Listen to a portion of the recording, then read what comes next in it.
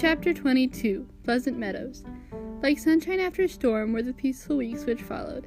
The invalids improved rapidly, and Mr. March began to talk of returning early in the new year.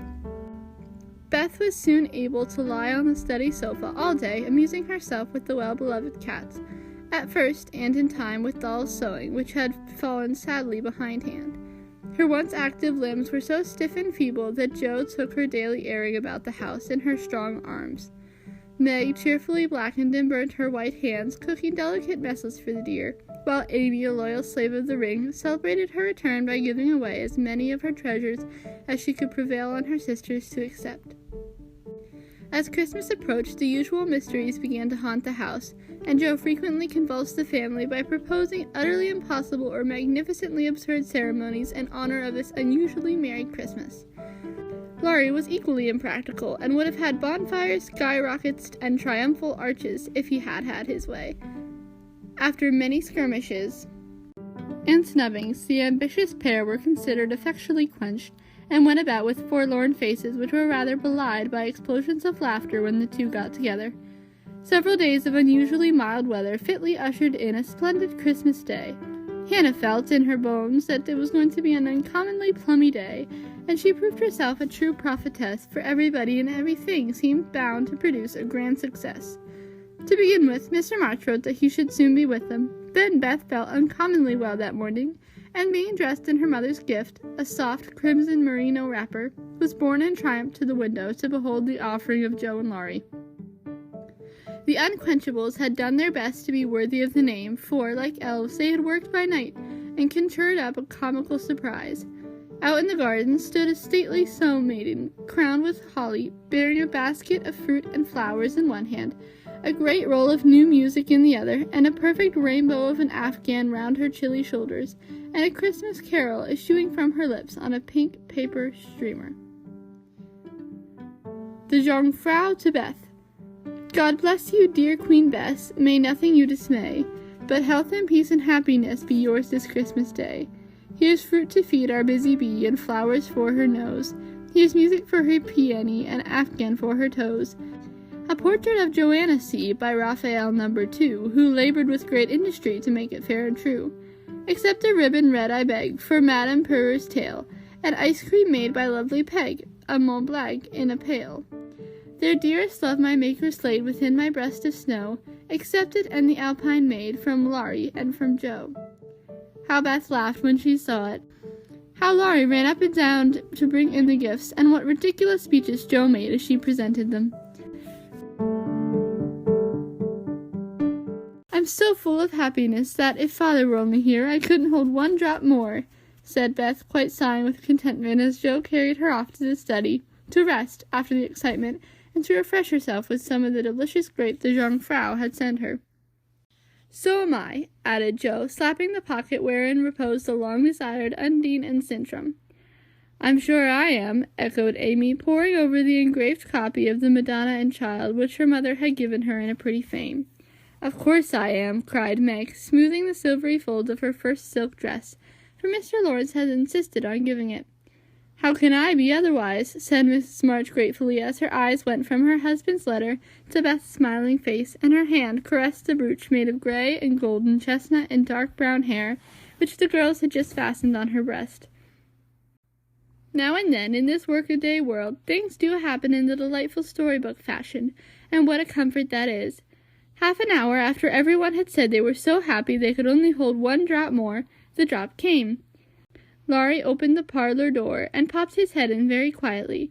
He might just as well have turned a somersault and uttered an Indian war-whoop, for his face was so full of suppressed excitement, and his voice so treacherously joyful, that everyone jumped up, though he only said in a queer, breathless voice, "Here's another Christmas present for the March family."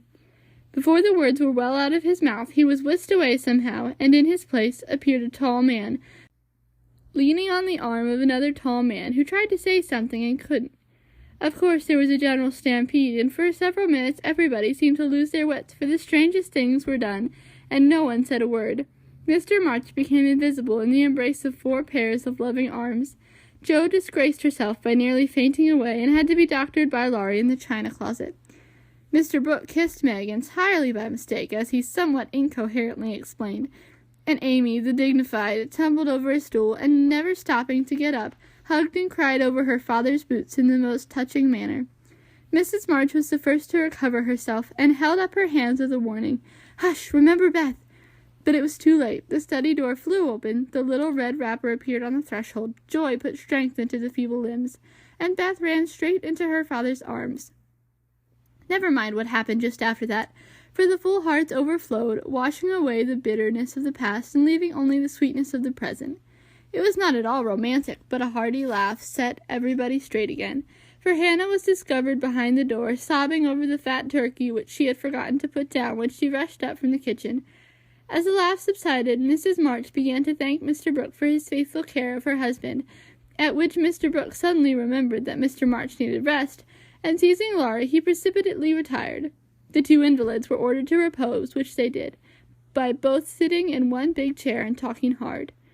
Mr. March told how he had longed to surprise them, and how, when the fine weather came, he had been allowed by his doctor to take advantage of it. How devoted Brooke had been, and how he was altogether a most estimable and upright young man. Why Mr. March paused a minute just there, after a glance at Meg, who was violently poking the fire, looked at his wife with an inquiring lift of the eyebrows, I leave you to imagine. Also why Mrs. March gently nodded her head and asked, rather abruptly, if he wouldn't have something to eat. Jo saw and understood the look, and she stalked grimly away to get wine and beef tea, muttering to herself as she slammed the door, "I hate estimable young men with brown eyes."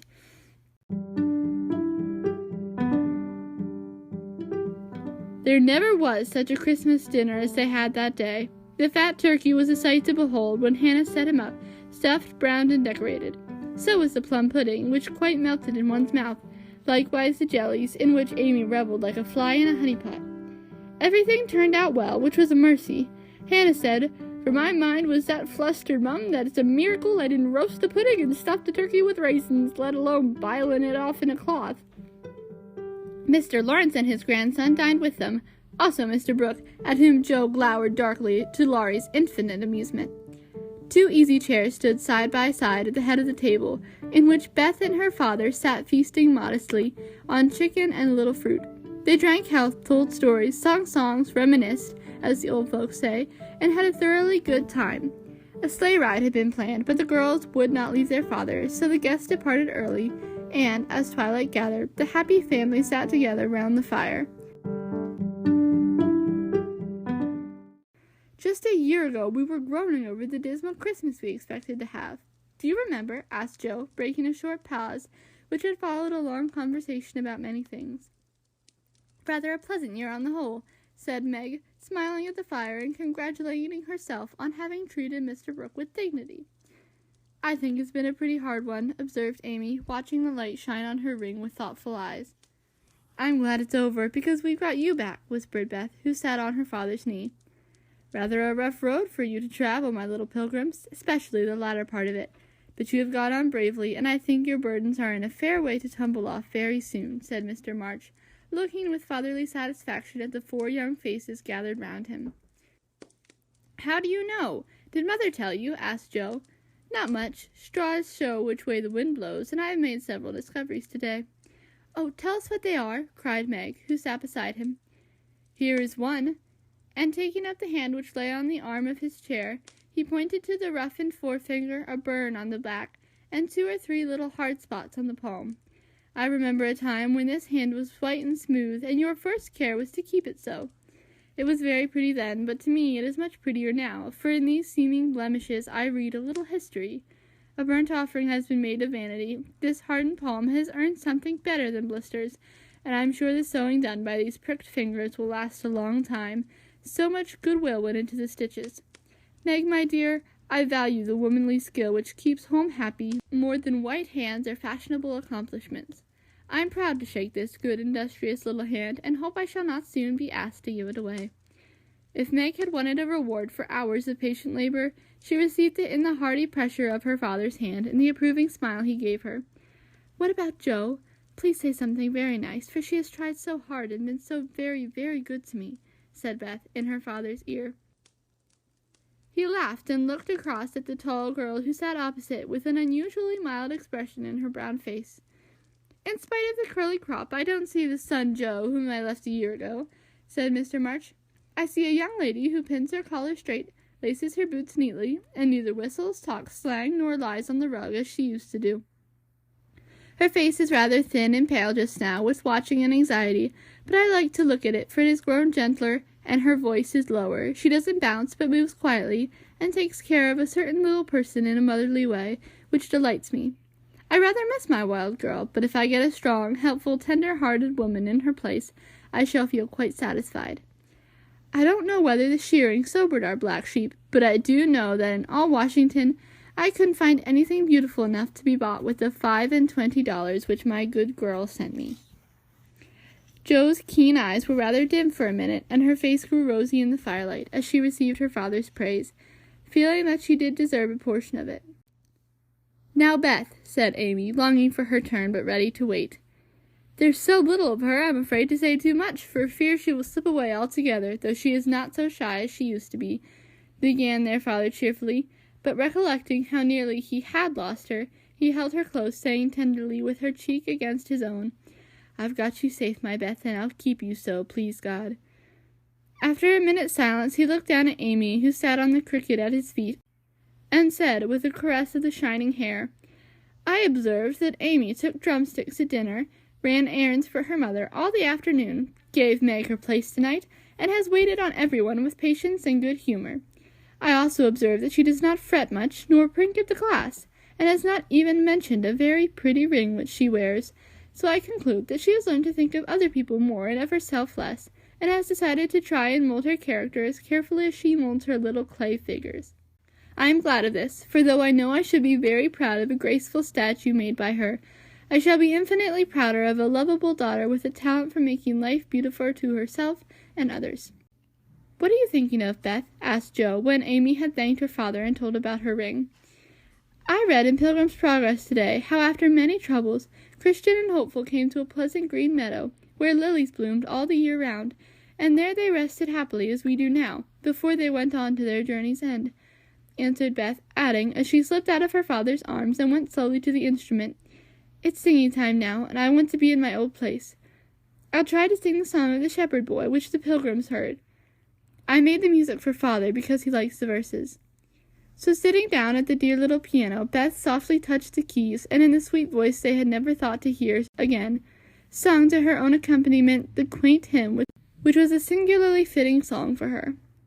"He that is down need fear no fall, he that is low no pride, he that is humble ever shall have God to be his guide.